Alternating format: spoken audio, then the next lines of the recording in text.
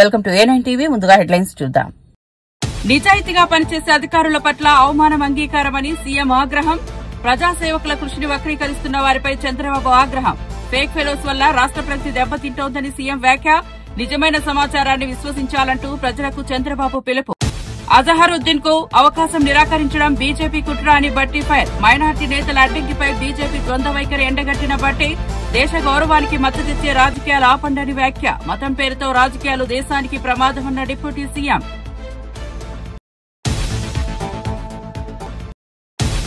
మంత్రివర్గ విస్తరణలో ఎన్నికల కోడ్ ఉల్లంఘన అంటూ బీజేపీ ఫిర్యాదు. ఎన్నికల నియమాలను ఉల్లంఘించిన ప్రభుత్వంపై విచారణ కోరిన బీజేపీ. ఎన్నికల ప్రధాన అధికారిని కలిసిన పాయల్ శంకర్ శశిధర్ రెడ్డి. ప్రజాస్వామ్య నిబంధనలు పాడు చేస్తోంది ప్రభుత్వమని బీజేపీ ఆరోపణ. బాహుబలి ది ఎపిక్ ప్రీమియర్ లో రాజమౌళి సందడి. ప్రేక్షకుల ప్రేమే నా విజయ రహస్యమని రాజమౌళి వ్యాఖ్య. బాహుబలి విడుదలై 10 ఏళ్లైన అభిమానుల ఉత్సాహం మళ్లీ పుంజుకుందని వెల్లడి. బాహుబలి ప్రీమియర్ వేడుకకు భారీగా హాజరైన సినీ ప్రియులు. తుఫాన్లో ప్రజలు విలవిలలాడుతుంటే ప్రచారంలో సీఎం బిజీగా ఉన్నారని దాడిశెట్టి హైట్. ప్రాణ నష్టం జరుగుతున్నా ప్రభుత్వం గొప్పలు చెప్పుకుంటోందని రాజా విమర్శ. బాధిత కుటుంబాలకు తక్షణ సహాయం అందించాలని వైసీపీ డిమాండ్.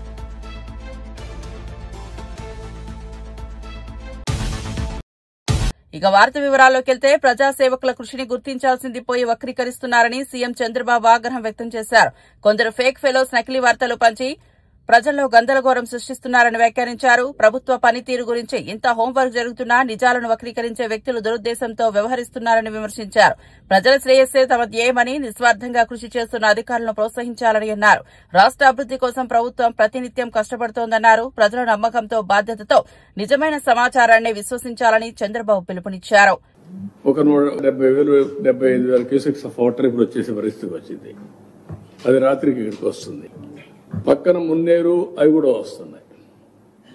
అంటే ఈరోజు ఇప్పటికి రాత్రికి సెకండ్ వార్ వస్తాం.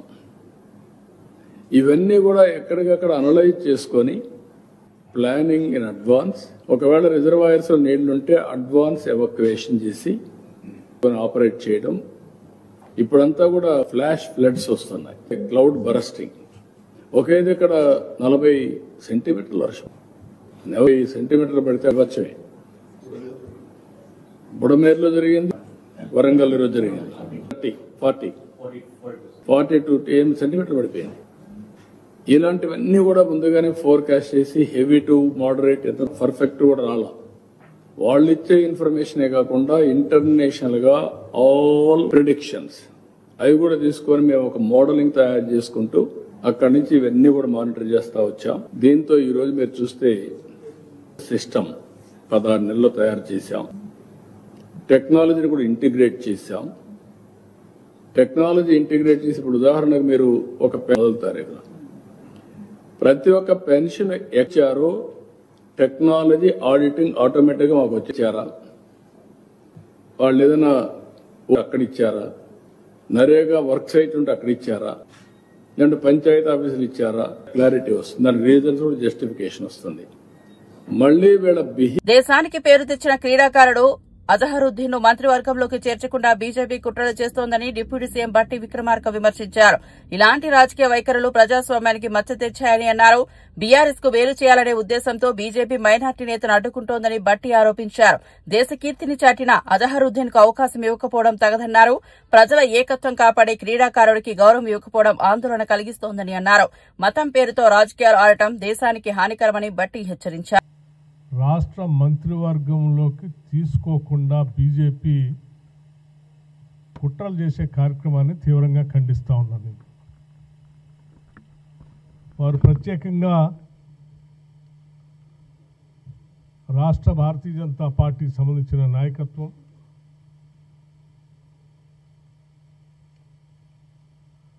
Chief electoral officer Telangana state హైదరాబాద్కి ప్రత్యేకంగా ఒక లేఖ రాసి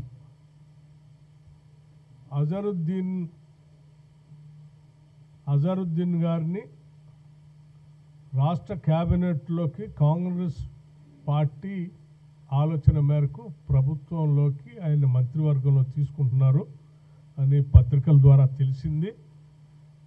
అజహరుద్దీన్ కు మంత్రి పదవి ఇవ్వకుండా అడ్డుకోవడం మైనార్టీలపై దాడిగా మారిందని ఎంపీ చామల కిరణ్ కుమార్ రెడ్డి ఆగ్రహం వ్యక్తం చేశారు. తెలంగాణ కేబినెట్ లో మైనార్టీ నేతలకు స్థానం ఇవ్వకుండా కుట్ర జరుగుతోందని ఆరోపించారు. రాజకీయ లాభాల కోసం మతాల మధ్య చిచ్చు పెట్టడం దారుణమన్నారు. మైనార్టీల కంటే ఎందుకంత కడుపు మంట అని ప్రశ్నించారు. ప్రజాస్వామ్యం అంటే సమానత్వం, గౌరవం, హక్కులు అని గుర్తు చేశారు. ప్రతి వర్గం ప్రభుత్వంలో భాగస్వామ్యం కావాలని నిబద్దతతో పనిచేయాలని చామల పిలుపునిచ్చారు. ఐక్యం చేస్తూ ముందుకు పోయే ప్రయత్నం చేసిందనేది మనం అందరికీ తెలుసు. ఈరోజు బీజేపీ పార్టీ కేవలం మతాల మధ్యన చిచ్చు పెట్టి రాజకీయ పబ్బం గడుపుకుంటుంది. ముఖ్యంగా ఈరోజు తెలంగాణలో మొన్న జరిగినటువంటి పార్లమెంట్ ఎన్నికలలో బీఆర్ఎస్ పార్టీ బీజేపీ పార్టీ తోటి కుమ్మక్కై భారతదేశంలో ఎట్టి పరిస్థితుల్లో కాంగ్రెస్ అధికారంలోకి రావద్దని చెప్పి అవయ దానం చేసి మరీ గుండు సున్నా తెచ్చుకొని బీఆర్ఎస్ పార్టీ బీజేపీకి 8 సీట్లు గెలిపించింది. వీళ్ళిద్దరి మధ్యన అండర్స్టాండింగ్, వాళ్ళిద్దరి మధ్యన ఉన్నటువంటి ఒప్పందాల గురించి కవిత గారి మధ్య ఎన్నో వేదికల మీద మాట్లాడటం జరిగింది. వాళ్ళిద్దరి మధ్యన ఉన్న అంతర్గతమైనటువంటి ఏకాభిప్రాయం ఏంటంటే, ఇప్పుడు జూబ్లీహిల్స్ ఎన్నికల నేపథ్యంలో కూడా ఎలాగూ మైనారిటీలు బీజేపీకి ఓటేయరు కాబట్టి మైనారిటీ ఓట్లన్నీ కూడా బీఆర్ఎస్ కి వచ్చే విధంగా బీజేపీ వైఖరి ఉన్నట్టుగా మనకి ఈరోజు తెలుస్తుంది. కాంగ్రెస్ పార్టీ ఒక మైనారిటీని, అది ఒక భారతదేశ క్రికెట్ జట్టుకు సారథ్యం వహించినటువంటి అజరుద్దీన్, ఈరోజు హైదరాబాద్ నగరానికి చెందిన అజరుద్దీన్ భారతదేశ జట్టులోకి వెళ్లి హైదరాబాద్ నగరం పేరును ఆ రోజు గడించింది. ఆ రోజు పేరు ప్రఖ్యాతలు సంపాదించి పెట్టిండు. భారతదేశానికి కెప్టెన్ గా, రథసారథిగా ఉండి ఎన్నో విజయాలు సాధించి భారతదేశానికి కూడా మంచి పేరు తెచ్చినటువంటి వ్యక్తి అజరుద్దీన్. ఈరోజు అజరుద్దీన్ గారిని మంత్రివర్గంలోకి తీసుకోవాలని, మైనార్టీ సంక్షేమం కోసం, మైనార్టీల కోసం ఈరోజు హైదరాబాద్ లో ఒక నాయకుడు అవసరం ఉంది, కేబినెట్ లో ఒకరిని పెట్టాలన్న ఆలోచన ఎప్పటి నుంచో కాంగ్రెస్ కుండి ఈరోజు నిర్ణయం తీసుకునే ప్రయత్నం చేస్తుంటే, భారతీయ జనతా పార్టీ ఈరోజు ఎన్నికల కమిషన్ కి ఒక ఫిర్యాదు ఇచ్చింది. ఏమని, ఎట్టి పరిస్థితుల్లో కూడా ఈ యొక్క కేబినెట్ విస్తరణ జరగొద్దు, అజరుద్దీన్ కి ఎట్టి పరిస్థితుల్లో కూడా ఇయ్యనియకుండా చేసే ప్రయత్నం చేస్తుంది. దీంతో బీఆర్ఎస్ కి మంచి జరగాలని, మైనార్టీలందరూ బీఆర్ఎస్ వైపు చూడాలని కాంగ్రెస్ పార్టీ మైనార్టీలకు అవకాశం ఇస్తలేదని ఒక అబాండ వేసే విధంగా ఈరోజు భారత క్రికెట్ జట్టుకు కెప్టెన్ గా నిలిచి దేశానికి గౌరవం తెచ్చిన అజహరుద్దీన్ మంత్రివర్గంలోకి తీసుకోకపోవడం బీజేపీ కుట్ర అని టీపీసీసీ అధ్యకుడు మహేష్ కుమార్ గౌడ్ తెలిపారు. రాజకీయ ప్రయోజనాల కోసం ప్రతిభను అణగదొక్కే ప్రయత్నం జరుగుతోందన్నారు. మతం పేరుతో వివక్ష చూపడం దారుణమని పేర్కొన్నారు. అజహరుద్దీన్ లాంటి జాతీయ చిహ్నాలకు గౌరవం ఇవ్వకపోవడం ప్రజాస్వామ్యానికి విరుద్దమన్నారు. ప్రతి వర్గానికి సమాన అవకాశాలు ఇవ్వడమే నిజమైన ప్రజాపాలన అని గౌడ్ స్పష్టం చేశారు. తీసుకొచ్చినటువంటి మేటి క్రికెట్ క్రీడాకారుడు అజహరుద్దీన్ ని రాష్ట్ర మంత్రివర్గంలోకి తీసుకోవాలని ముఖ్యమంత్రి రేవంత్ రెడ్డి గారు భావిస్తే దాన్ని అడ్డుకునేందుకు బీజేపీ పార్టీ కుటిల ప్రయత్నం చేస్తూ ఉంది.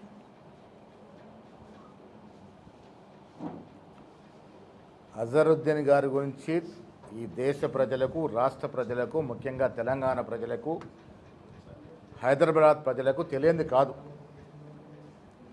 సుదీర్ఘకాలం భారత క్రికెట్ జట్టుకు కెప్టెన్గా వ్యవహరించి ఆ దశలో ఎన్నో విజయాలు సాధించినటువంటి ఘనత. ఎన్టీఆర్ భవన్ లో జరిగిన మీడియా సమావేశంలో టీడీపీ సీనియర్ నేత వర్లరామయ్య తన నైతిక దృఢతను ప్రదర్శించారు. తన హయాంలో తప్పు జరిగితే తానే బాధ్యత వహిస్తారని బహిరంగంగా ప్రకటించారు. పార్టీ సిద్ధాంతాలకు కట్టుబడి పనిచేస్తారని స్పష్టం చేశారు. ప్రజల నమ్మకాన్ని నిలబెట్టుకోవడమే తన లక్ష్యమని అన్నారు. రాజకీయాల్లో నిజాయితీతో పనిచేయడం ద్వారా మాత్రమే విశ్వాసం పొందవచ్చని పేర్కొన్నారు. ప్రభుత్వ విధానాలపై వచ్చిన విమర్శలకు తగిన సమాధానాలు ఇవ్వడానికి సిద్దంగా ఉన్నానని తెలిపారు. భువన గారు వై సుబ్బారెడ్డి అనుకో, వై సుబ్బారెడ్డి ఎలా పంపిస్తారు అతన్ని? సరే పంపించారు, పో. ఎఫ్ఐఆర్ నుంచి చివరి వరకు కూడా ఈ కేసులో టీటీడీ బోర్డు తప్పటడుగు వేస్తూనే ఉన్నది, తప్పటడుగులు వేస్తూనే ఉన్నది. ఇది 409 వేయినప్పుడే టీటీడీ ఉలిక్కిపడాలి. ఏమి దర్యాప్తు చేస్తున్నారు? 41 నోటీస్ ఇచ్చి పంపినంటే ఉలిక్కిపడాలి. కానీ ఇక్కడ టీటీడీ బోర్డే ఇతన్ని దొంగని బయటకు రప్పించింది. ఏ ఇబ్బంది లేకుండా, ఏ ఆటంకం లేకుండా అతనికి 41 నోటీస్ ఇచ్చి బయటికి పంపించారు. అది అయిపోయిన తర్వాత 100 కోట్ల రూపాయల పైబడిన డబ్బు దొంగతనం చేశారని ప్రాథమికంగా ఎఫ్ఐఆర్ ఉంటే, కరెక్ట్గా 1 నెల తర్వాత 30 ఏప్రిల్న ఎఫ్ఐఆర్ రిజిస్టర్ చేశారు. 29 నైట్ అనుకుంటా ఎఫ్ఐఆర్ రిజిస్టర్ చేశారు. సరిగ్గా నెల తర్వాత ఛార్జ్షీట్ ప్రిపేర్ చేశాడు. మామూలు కేసులు అయితే నెలల తరబడి పడి ఉంటాయి. అందుకనైనా బోర్డు ఇంటర్ఫీరెన్స్ ఇక్కడ. వైవి సుబ్బారెడ్డి గారు ఆతృత ఇక్కడ. ఎందుకు ఆతృత పడ్డాడో చెబుతాను నేను. ఆయన నెలలోనే ఛార్జ్షీట్ తయారు చేశాడు. 31/5/2023 very next day 30 chargesheet, very next day chargesheet. Tirupati 2nd additional judicial first class magistrate, 2nd additional judicial first class magistrate వారి కోర్టులో ఛార్జ్షీట్ వేశాడు. సంతకం పెట్టి కోర్టులో వేశారు. అక్కడ గమ్మత్తు జరిగింది. ఆ కోర్టులో న్యాయస్థానాలన్నీ ఒకలాగా ఉంటాయని అనుకోవటానికి లేదు. అక్కడ కోర్టులో వేసి లోక్ అదాలత్లో వేయండి ఇది అని మ్యాజిస్ట్రేట్ గారికి రిక్వెస్ట్ చేసి సేమ్ డే వైసీపీ మాజీ ఎమ్మెల్యే దాడిశెట్టి రాజా సీఎం చంద్రబాబు తుఫాన్ పరిస్థితులపై ప్రచార యాత్ర చేస్తున్నారని విమర్శించారు. ప్రజల ప్రాణాలు పోయినా ప్రభుత్వం గొప్పలు చెప్పుకుంటోందని ఆగ్రహం వ్యక్తం చేశారు.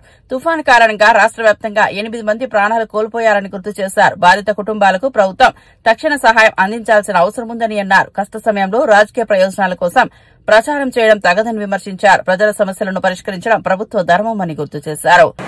శ్రేణులందరూ కూడా అండగా నిలబడాలని, ఇమ్యూనరేషన్ విషయంలో ఏమన్నా చిన్న తేడా పాడాలు వచ్చినా సరే రైతులకి అండగా నిలబడి అదంతా దగ్గరుండి రైతుల తరఫున నోట్ చేయించాలని వైఎస్ఆర్ కాంగ్రెస్ పార్టీ శ్రేణులకు జిల్లా వ్యాప్తంగా పిలుపు ఇవ్వడం జరుగుతుంది. ఈ 4 రోజులు రైతులకు అండగా ఉండాలి. అదేవిధంగా మత్స్యకారులకి, ఎందుకంటే గత 10 రోజులు బట్టి 15 రోజులు బట్టి మత్స్యకారులు ఈ తుఫాన్ నిమిత్తం జీవనభృతి కోల్పోయిన పరిస్థితి. మత్స్యకారులకు కూడా అండగా ఉండాలని చెప్పేసి నేను కోరుకోవడం జరుగుతుంది. అదేవిధంగా నిన్న మొన్నటి నుంచి చాలా విచిత్రమైన విషయాలు చూస్తున్నాము. మరి చంద్రబాబు నాయుడు గారు తుఫాన్ని చేతితో కంట్రోల్ చేసి మళ్ళీ సముద్రంలోకి పంపించేసిన విధంగా మరి మీడియాలో వారు ప్రచారం చేసుకోవడం కూడా చూస్తున్నాం. వాళ్ళు క్యాంపెయిన్ చేసుకోవడం కూడా చూస్తున్నాం. ప్రతి తుఫాన్లోని చంద్రబాబు నాయుడు గారి క్యాంపెయినింగ్ అలాగే ఉంటుంది. హుదూద్ని వెనక్కి తరివేశారని, తిట్లీని ఇంకోటి ఏదో చేశారని, ఇంకో తుఫాన్ ఏదో చేశారని విపరీతమైన ప్రచారం చేస్తారు. కానీ ప్రజలు నష్టపోయేది మటుకి అత్యంత దారుణంగా ఉంటుంది చంద్రబాబు నాయుడు గారి పరిపాలనలో. మరి రాష్ట్ర వ్యాప్తంగా 8 మంది చనిపోయారు ఈ తుఫాన్ బారిన పడి. అంటే 8 మంది అంటే చాలా పెద్ద ప్రాణ నష్టం. ఒక్క ప్రాణం కూడా పోకుండా ఉండి మీరు గొప్పలు చెప్పుకుంటే బాగుంటుంది. కానీ ప్రజలు మామూలుగానే నష్టపోతున్నారు. కానీ మీ ప్రచారం మటుకు చేతితో ఆపేశాను, తరిమి కొట్టాడు, లేదంటే తెల్లవారులు పడుకోలేదు, 2 రోజుల పాటు నిద్ర లేదని చెప్పి ప్రచారాలు చేసుకుంటున్నారు తప్పించి చేతల మటుకి శూన్యం. నిన్నే చూస్తున్నాం. మరి నిన్న కోనసీమ బిఆర్ అంబేద్కర్ కోనసీమ జిల్లాకు రావడం జరిగింది. హెలికాప్టర్లో నష్టాన్ని అంతా పరిశీలించి ఏదో దిగి ఒక తోటలో రైతుల దగ్గరికి వెళ్ళి పరామర్శ చేసి మళ్ళీ వెళ్ళిపోవడం జరిగింది. సరే, ఇంకా హెలికాప్టర్లో నష్టాన్ని అంతా పరిశీలించారు రాష్ట్ర ముఖ్యమంత్రి గారు. రైతులను కూడా పరామర్శించారు. మరి వెళ్ళి ఏమైనా రైతులను ఆదుకోవడానికి ఆయన ఏమైనా చేస్తారేమో అని చెప్పేసి మేము చూస్తుంటే పాపం ఇలా కొత్తగా 200 కోట్ల రూపాయలకి ఒక జీవో రిలీజ్ చేయడం జరిగింది. మేము అనుకున్నాం రైతులను ఆదుకోవడానికి అయినా ఇమీడియట్గా, లేకపోతే మత్స్యకారులను ఆదుకోవడానికి ఇమీడియట్గా 200 కోట్ల రూపాయల జీవో నిమిత్తం జీవో ఇచ్చారేమో అనుకుంటే డిజిటల్ క్యాంపెయిన్ తూర్పుగోదావరి జిల్లా గోపాలపురం నియోజకవర్గంలో వరద కారణంగా ఇబ్బందులు ఎదుర్కొంటున్న ప్రజలను ఎమ్మెల్యే మద్దిపాటి వెంకటరాజు పరామర్శించారు. పెద్దాపురం గ్రామంలో నీరు 5 అడుగుల మేర చేరినట్లు గుర్తించారు. బాధితులకు ఆహారం, నీరు, వైద్యం అందించాలని అధికారులను ఆదేశించారు. పారిశుద్ధ్య పనులను పూర్తి స్థాయిలో చేయాలని సూచించారు. గతంలో జరిగిన అభివృద్ది పనుల వల్లే పెద్ద నష్టం తప్పిందని తెలిపారు. ప్రభుత్వం ప్రజల పక్కన ఉందని ఎమ్మెల్యే భరోసా ఇచ్చారు. అకాల వర్షాలు వస్తాయి, అందరూ అప్రమత్తంగా ఉండాలని ముందే వారు చెప్పారు. ఆ రీతిగానే ఈ తెల్లవారుజామున కుండపోత వాన వల్ల గోపాలపురం నియోజకవర్గ 4 మండలాల పరిధిలో కొన్ని గ్రామాలు నీట మునిగాయి. అయితే గతంలో కూడా తీసుకున్న కొన్ని చర్యల వల్ల, చంద్రబాబు నాయుడు గారు అభివృద్ధిలో భాగంగా ఇచ్చిన కొన్ని నిధుల వల్ల, దేవరపల్లి వరకు చేసిన అభివృద్ధి పనుల వల్ల అత్యధిక వర్షపాతం అక్కడ పడ్డప్పటికీ ఆ టౌన్లో ఎలాంటి ముంపు లేకుండా కాపాడుకోగలిగాం. అయినప్పటికీ ఇంకా అభివృద్ధి శరవేగంగా కొనసాగుతూనే ఉంది. ఇంకా మరిన్ని కార్యక్రమాలు, అభివృద్ధి కార్యక్రమాలు చేయాలి. ఈ తరుణంలో గతంలో పరిపాలించిన పాలకులు ఈ యొక్క నీటిపారుదల శాఖను కానీ, డ్రైనేజీ వ్యవస్థను కానీ, ఈ యొక్క పిల్ల కాలువలు కానీ, అలా విధంగా డ్రైనేజీలు కానీ, ఇలా పంట కాలువలు కావచ్చు, పుడుగు తీతలు తీగిపోవడం, అదంతా పూర్తిగా పేరుకుపోవడం వలన ఈ రోజున ఇలా అకాల వర్షం, కుండపోత వాన వచ్చినప్పుడు ఇలాంటి ప్రకృతి విపత్తి సందర్భంలో చాలా ఇళ్ళు నీట మునిగిపోయినాయి. అవన్నీ పరిశీలించాం. ఉదయం నుంచి కూడా 4 మండలాలు తిరుగుతూ ఎక్కడెక్కడైతే ఈ వర్షం తాకిడికి నీట మునిగిన ఇళ్ళని పరిశీలిస్తున్నాం. ఖచ్చితంగా బాధితులకి అండగా నిలబడతాం. ముఖ్యమంత్రి వర్యులు చంద్రబాబు నాయుడు గారు ఆల్రెడీ ఆదేశాలు ఇచ్చారు. ఎక్కడెక్కడ పంట నష్టం కానీ, ఇళ్ల నష్టం కానీ ఏది జరిగినా ఈ తుఫాను నష్టాన్ని త్వరితగతిన అంచనాలు వేసి పంపించండి, ప్రభుత్వం ఖచ్చితంగా అందరికీ సాయం చేస్తుందని మాటిచ్చారు. అదేవిధంగా ఎవరైతే ఈ యొక్క నీట మునిగిన ఇళ్ళు ఉన్నాయో వీళ్ళందరికీ ఈవేళంతా కూడా ఉదయం టిఫిన్, మధ్యాహ్నం భోజనం, సాయంత్రం భోజనాలు కూడా మా నాయకుల సహకారంతో ఏర్పాట్లు చేస్తాం. ఖచ్చితంగా త్వరితగతిన ఆల్రెడీ పనులు మొదలెట్టాం. ఈ యొక్క డ్రైన్ అవుట్ చేయడానికి వాటర్ని ఏమేమి చేయాలనేది యంత్రాంగం అంతా కూడా అప్రమత్తంగా ఉన్నాం. అటు ప్రభుత్వ అధికారులు, ఇటు పోలీస్ శాఖ వారు, రెవెన్యూ వారు అందరూ కూడా మేమందరం సమన్వయం చేసుకుని ఈ యొక్క నీటిని త్వరితగతిన బయటకు పంపే విధంగా ఆ యొక్క ప్రొక్లైన్స్ వీటన్నిటిని వాడుకుంటూ మేము ఆ డ్రైన్ అవుట్ చేసే పని చేస్తున్నాం. మరో పక్క ఈ బాధిత కుటుంబాలకి ఆహార ఏర్పాట్లు కూడా చేస్తూ, మూడవదిగా ఈ యొక్క తీవ్రత వల్ల, తుఫాను వల్ల దెబ్బతిన్న పంటలైతేనేమి, పొలాలైతేనేమి, ఇళ్ళైతేనేమి, పశు సంపద అయితేనేమి, ఎక్కడెక్కడ జరిగిన ఆస్తి నష్టాన్ని కూడా అంచనాలు వేస్తున్నాం. ఖచ్చితంగా ప్రతిదీ కూడా త్వరితగతిన ఈ యొక్క నష్టపరిహారాన్ని కూడా అందించాలా అని ఒక సంకల్పంతో పనిచేస్తున్నాం. అదేవిధంగా ముఖ్యమంత్రి గారు మీరు కూడా చూశారు, నిన్న ఏరియల్ సర్వే చూసి ఆయన కొంత అవగాహనకు వచ్చి, మరియు ఆయనే కూడా క్షేత్రస్థాయిలోకి వచ్చి ఆయనే స్వయంగా పరిశీలిస్తున్నారు. కాబట్టి ఆయనకి వివరిస్తాము, ఇక్కడ జరిగిన నష్టాన్ని ఆయనకి వివరిస్తాము. తూర్పుగోదావరి జిల్లాలో అత్యధిక వర్షపాతం మన దేవరపల్లి మండలం అత్యధికంగా, రెండో అత్యధికంగా మన నల్లజర్ల మండలం. ఇలాగా వర్షపాతం కూడా అత్యధికంగా కురవడం అనేది ఒక రకంగా కష్టపరమైన పని. ఎందుకంటే మనకి వీటన్నిటిలోంచి మళ్ళీ తుఫానులోంచి బయటపడి, వర్షపాతంలోంచి మళ్ళీ బయటపడి సాధారణ స్థితికి జనజీవనాన్ని తీసుకురావడం కొంచెం కష్టతరం అయినప్పటికీ అందరం కలిసి సమన్వయంతో పనిచేస్తున్నాం. దీనికి సహకరిస్తున్న ప్రభుత్వ అధికారులందరికీ కూడా ప్రత్యేక ధన్యవాదాలు. ఇప్పుడు మనం దృష్టి కేంద్రీకరించాల్సింది ఆరోగ్యం మీద అండి. అంటువ్యాధులు ప్రబలే అవకాశం ఉంది. అందుకని మేము ఆర్డబ్ల్యూఎస్ ద్వారా, గ్రామ పంచాయతీ వారి ద్వారా ప్రతి వాటర్ ట్యాంక్ క్లోరినేషన్ చేస్తున్నాం, బ్లీచింగ్లు జల్లిస్తున్నాం. మీరు ఇక్కడ కూడా చూసారు, ఈ ప్రాంతం అంతా కూడా బ్లీచింగ్ జల్లించాం. అలాగే వాటర్ క్లోరినేషన్ చేస్తున్నాం. ఖచ్చితంగా కాచి చల్లార్చి నీళ్ళే త్రాగాలనేది ప్రజలకి విన్నవిస్తున్నాం. అలాగే హాస్పిటల్స్లో కూడా అన్ని రకాల ఎక్విప్మెంట్తో మేము రెడీగా ఉన్నాం. ఏదైనా ఈ వర్షాలకి పొలాల్లోంచి ఏమన్నా పాములు, ఏమన్నా విషసర్పాలు లాంటివి ఏమన్నా కాటు వేసినా కానీ యాంటీవేనమ్ ఇంజెక్షన్స్ కూడా. హైదరాబాద్ ప్రసాద్ మల్టీప్లెక్స్ లో బాహుబలి ది ఎపిక్ ప్రీమియర్ వేడుక ఘనంగా జరిగింది. దర్శకుడు రాజమౌళి హాజరై ప్రేక్షకులను ఉద్దేశించి మాట్లాడారు. బాహుబలి 1 విడుదలై 10 ఏళ్లు గడిచిన ప్రేక్షకుల ప్రేమ తగ్గలేదన్నారు. బాహుబలి 1, బాహుబలి 2 సినిమాలను కలిపి బాహుబలి ది ఎపిక్ గా విడుదల చేయడం తనకు గర్వకారణమన్నారు. ప్రేక్షకుల ఆదరణ ఈ విజయానికి మూలమని అన్నారు. సినీ ప్రేమికులు ఈ కార్యక్రమంలో పెద్ద సంఖ్యలో పాల్గొన్నారు.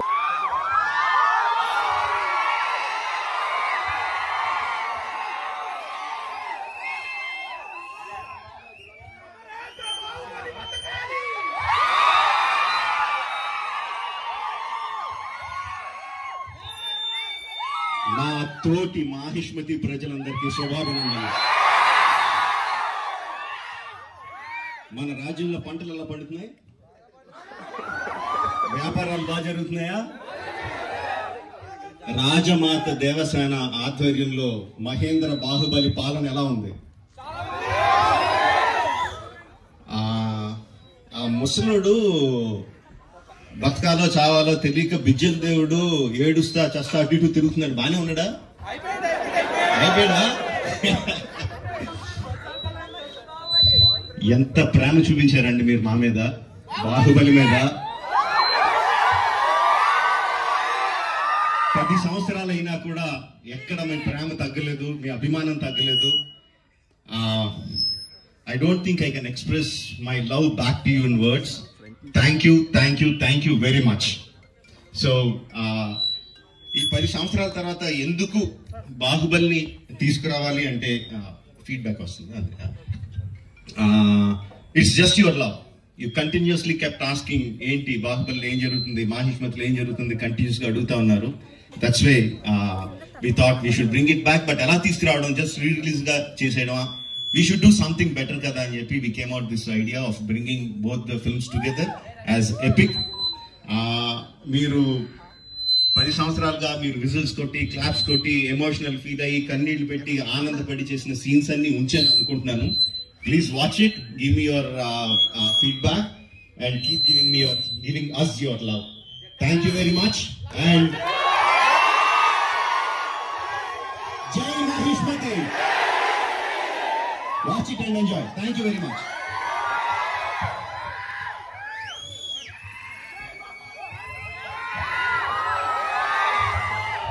తుఫాను ప్రభావంతో వరంగల్ పట్టణంలో భారీ వర్షాలు కురిశాయి. బొందివాగు ప్రవాహం ఉధృతంగా పెరగడంతో కాలనీలు నీట మునిగాయి. అధికారులు అప్రమత్తమై రెస్క్యూ చర్యలు చేపట్టారు. డ్రోన్ విజువల్స్ ద్వారా ముంపు పరిస్థితులను సమీక్షిస్తున్నారు. ప్రజలను సురక్షిత ప్రాంతాలకు తరలించారు. నీటి ప్రవాహం తగ్గే వరకు ఎవరూ బయటకు రావద్దని అధికారులు హెచ్చరికలు జారీ చేశారు. రాష్ట ప్రభుత్వం పరిస్థితిని సమీక్షిస్తూ తక్షణ చర్యలు చేపడుతోంది.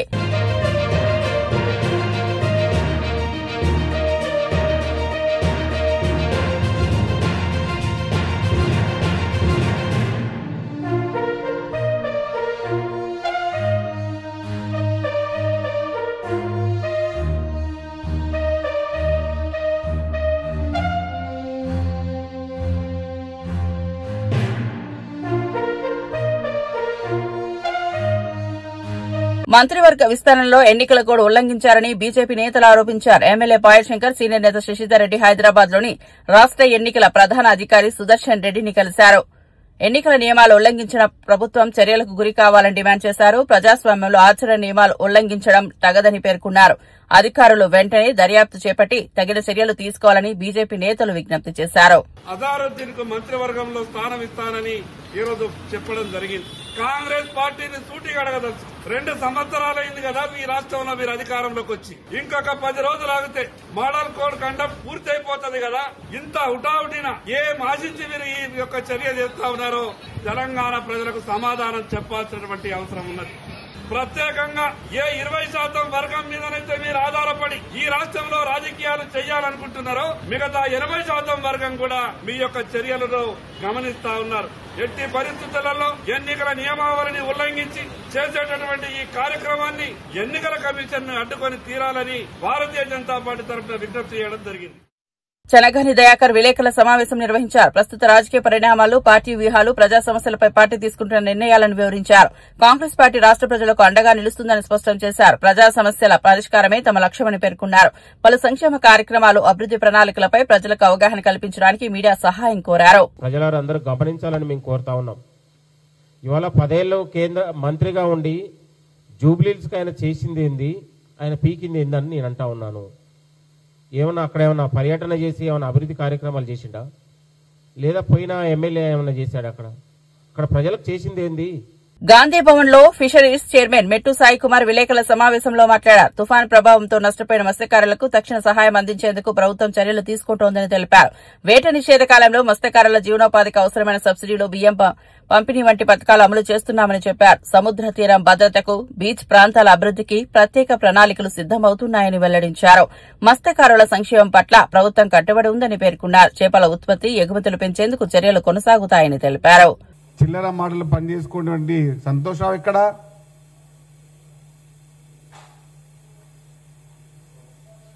కల్వ కుంట్ల కుటుంబం, ఇది కల్వ కుట్రల కుటుంబం, ఇది కల్వ కుతంత్రాల కుటుంబం.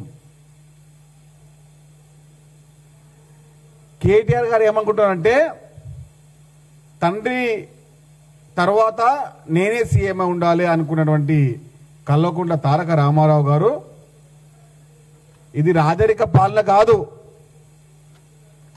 తండ్రి తర్వాత కొడుకుకినికే ఇది రాజకీయ పాలన కాదు, ఇది రాజ్యాంగబద్ధమైన పాలన, ఇది రాజ్యాంగ వ్యవస్థ ద్వారా ఏర్పడే పాలన, ఇది రాజ్యాంగ నిర్మాణం కోసం ఏర్పడే పాలన. ఇది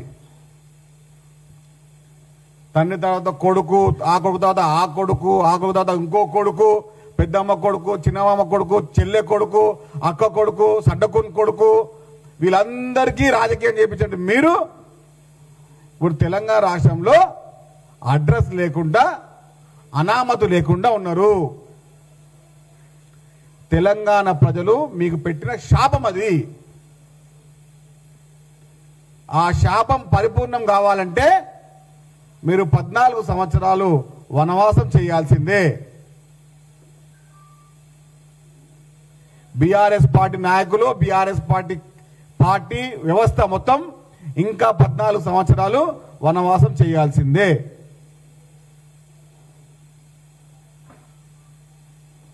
ఎన్ని జిమ్మిక్కులు చేసినా, ఎంత వ్యవహారం చేసినా, ఎన్ని అబద్ధాలు నిజాలన్నీ మాట్లాడి ఎన్ని వీడియోలు పోస్ట్ చేసినా కూడా ఇది రాసి పెట్టుకోండి. ఈరోజు 30వ తేదీ, ఇంకా 14 దేశం ఉంది, 11 పోలింగు. భారతదేశంలో అక్రమంగా నివసిస్తున్న బంగ్లాదేశీయులపై తీవ్ర విమర్శలు వెల్లువెత్తుతున్నాయి. గోవులను అక్రమంగా తరలించి మాంసం విక్రయిస్తున్న సంఘాలను అరికట్టడంలో కాంగ్రెస్ ప్రభుత్వం విఫలమైందని ఆరోపణలు వ్యక్తమవుతున్నాయి. దేశ భద్రతను కాపాడాల్సిన ప్రభుత్వమే గోరక్షకులపై తప్పుడు కేసులు బనాయిస్తోందని విమర్శలు వెల్లువెత్తాయి. చట్టబద్దమైన పౌరుల కంటే అక్రమ వలసదారులను రక్షించడం దారుణమని వివిధ సంఘాలు తీవ్రంగా అభ్యంతరం వ్యక్తం చేశాయి. ప్రభుత్వం వెంటనే జాతీయ భద్రతా దిశ చర్యలు తీసుకోవాలని డిమాండ్ చేస్తున్నాయి. గోరక్షకులపై జరుగుతున్న వేధింపులకు ఆపి చట్టపరమైన రక్షణ కల్పించాలని పిలుపునిచ్చారు. మజ్లిస్ పార్టీ నాయకుడు ఆయన గ్యాంగుతో కాల్పులు జరపడం, అది హైదరాబాద్లో ఏ రకంగా సంచలనంగా మారిందో మనం చూసాం.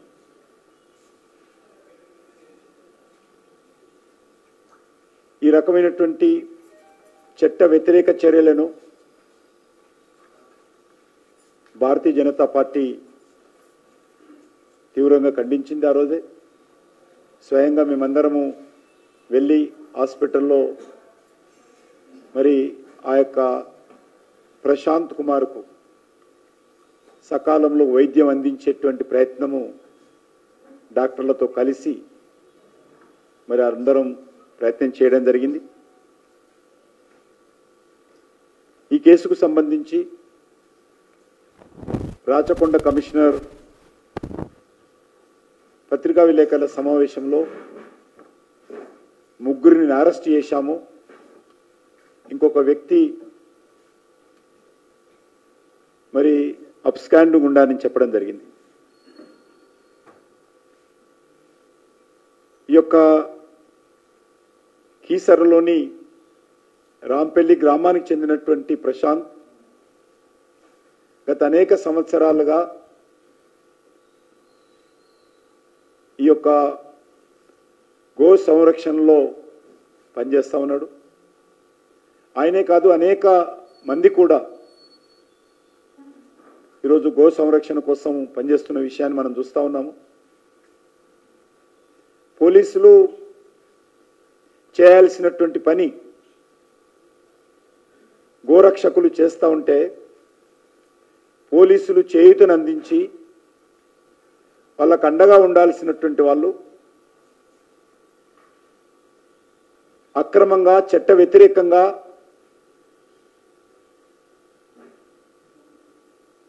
మరి వాహనాలలో గోవులను పశువులను తరలిస్తూ మరిన్ని అప్డేట్స్ కోసం చూస్తూనే ఉండండి.